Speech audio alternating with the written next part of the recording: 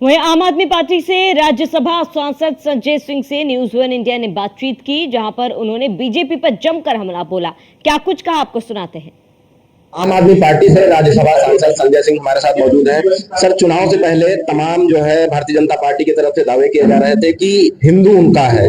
चुनाव के परिणाम आए तो उत्तर प्रदेश के हिंदुओं के लिए कहा जाने लगा कि हिंदू गद्दार है। कैसे देखते हैं? देखिए, क्या पिछड़ा हिंदू है कि नहीं है, दलित हिंदू है कि नहीं है, आदिवासी हिंदू है कि नहीं है, और उनके साथ बीजेपी का आचरण क्या है? एक आदिवासी युवक के सिर पे आप पेशाब करेंगे और कहेंगे कि ये हिंदू है, हमें वोट दे दो। आपने हाथरस कांड में बलात्कारियों का साथ दिया और आप कहेंगे कि हमको वोट दे दो। आपने अयोध्या के अंदर लोगों के घर उजाड़े, 70 साल से 80 साल से जो लोगों ने अपना घर बनाया था, पुरातन मंदिर वहां पे आपने तोड़े। आपने गाना बजाया कि जो राम को लाए हैं हम उनको लाएंगे। प्रभु श्री राम सृष्टि का रचयिता है, आप राम को लाए हैं या हम राम को लाए हैं या मोदी जी लेके आए हैं? अरे भाई, भगवान राम हम लोगों को लेके आए हैं। इतनी बात बीजेपी को समझ में नहीं आती। आपने एक तस्वीर जारी की साहब कि मोदी जी तो इतने बड़े भगवान हैं और श्री राम इतने छोटे हैं, उनको लेके आप जा रहे हैं। इस अपमान का बदला लिया है अयोध्या वासियों ने।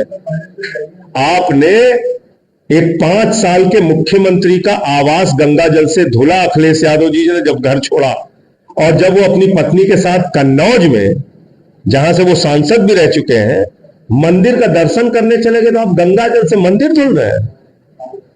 ये इस तरीके का अपमान आप करेंगे।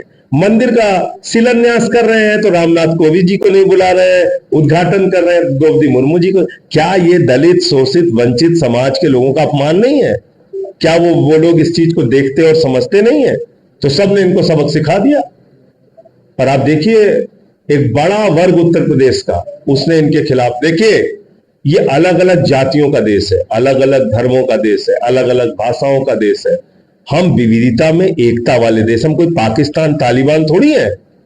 यहां तुम अपना नफरत का एजेंडा चलाओगे, हिंसा फैलाओगे, गाली गलौज करोगे, दिन रात मारोगे, पीटोगे, तो आपको सब भगवान बना के रखेंगे। चल गया 10 साल, अब घर बैठो। प्रधानमंत्री बन गए, ठीक है, 6 महीने से ज्यादा सरकार चलेगी नहीं।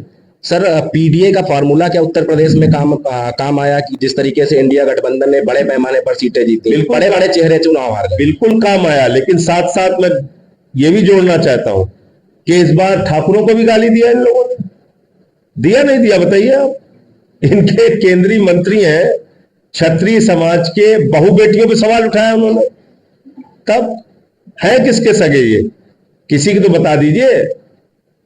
और प्रधानमंत्री जी तो वैसे ही कह रहे हैं कि हम अवतार है, तो उनको चुनाव लड़ने की क्या जरूरत है? तो अवतार है। हम लोगों को मान लीजिए किसान की समस्या कोई होगी तो कहां जाएंगे भाई? वो तो अवतार है, वो कह रहे हैं हम अवतार है। हाड़ मास का एक व्यक्ति प्रधानमंत्री चाहिए इस देश का, जहां हम जाके किसान की, बेरोजगारी की, महंगाई की समस्या के बारे में उससे बात कर सकें। अवतार से कहां आप बात कर पाएंगे? एक आखिरी सवाल सर, स्पीकर को लेकर आपने सवाल उठाए हैं कि अगर भाजपा का स्पीकर होगा तो तमाम भाजपा का स्पीकर होगा तो 3 खतरे हैं। नंबर 1, पार्टियां तोड़ी जाएंगी और एनडीए के घटक दल भी तोड़े जाएंगे, टीडीपी और जेडीयू जैसी पार्टियां भी। नंबर 2, संविधान की धज्जियां उड़ाई जाएंगी। नंबर 3, 150 सांसद संसदीय इतिहास में कभी सस्पेंड नहीं हुए थे, सांसद सस्पेंड किए जाएंगे। 3 बड़े खतरे हैं। तो हमारे साथ बातचीत कर रहे थे राज्यसभा सांसद संजय सिंह, जिनका साफ तौर पे कहना है कि उत्तर प्रदेश की जनता ने भारतीय जनता पार्टी को जवाब दिया है। जिन मुद्दों को लेकर भारतीय जनता पार्टी ने सरकार बनाई थी, उन मुद्दों पर काम नहीं किया है। यही वजह है कि बड़े पैमाने पर इंडिया गठबंधन के जो प्रत्याशी थे वो जीतकर संसद भवन पहुंचे हैं। वीडियो में सानी के साथ Nilesh Chauhan, News One India, Lucknow.